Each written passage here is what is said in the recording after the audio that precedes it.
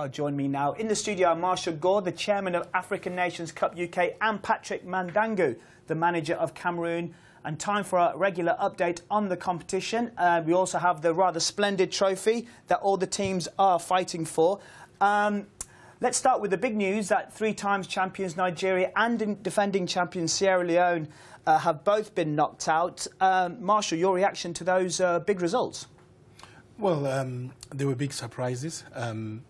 Defending champions Sierra Leone were actually in our group with Morocco and Senegal that went through. My native being Zimbabwe, so we mixed out.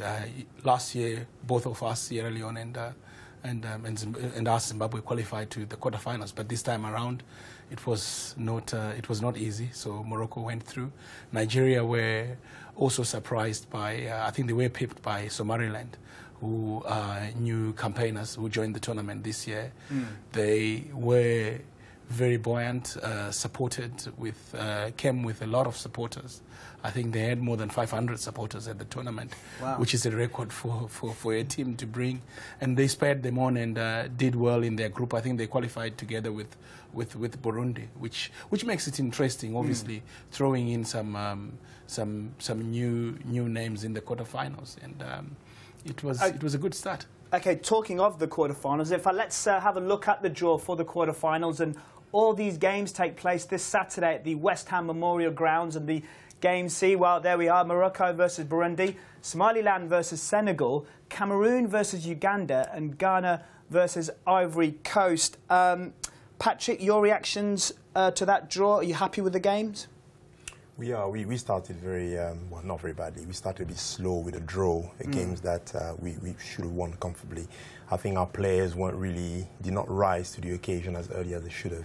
But luckily, we managed to rectify, and we won our remaining games, and we came top of the group. We are happy with the draw. We played Uganda last year, and they are a very good team. It's a knockout stage now, so there's no room for complacency anyway. So I think our players are warned. And I understand that you play the quarterfinals and semi-finals on the same day. Does that present problems for yourself in terms of picking teams for potentially 2 matches in one day? Yes, I think it will not be an exaggeration to say that it's a very tricky part of the competition, and it is usually for the better teams. In that stage, most teams have the potential with the competition, but those that cannot manage that phase quite well, tactically speaking, we usually suffer. And that's why I think we suffered last year. We came out of a very difficult quarterfinal, and going into the semi-final, most of our players were very exhausted. So we hopefully will learn from our lessons this year. And Marshall, how would you compare the quality of this year's tournament from previous editions? I think the quality is improving year by year. You know, this year football is far much better.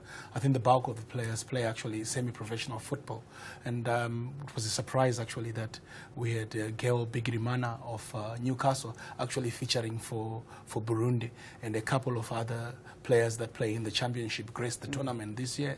So it's growing in stature in terms of the quality of football. Very competitive. Some of the football that I've seen, by far the best African Nations Cup this time around. And quickly, let's get your predictions for the quarterfinals. Patrick? Cameroon will win.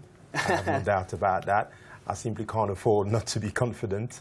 So yeah, we have a very good squad, and you know, no disrespect to Uganda, but I think we have everything that we need to overcome them. So. And Marshall, very quickly, your prediction: who's going to win this year's tournament?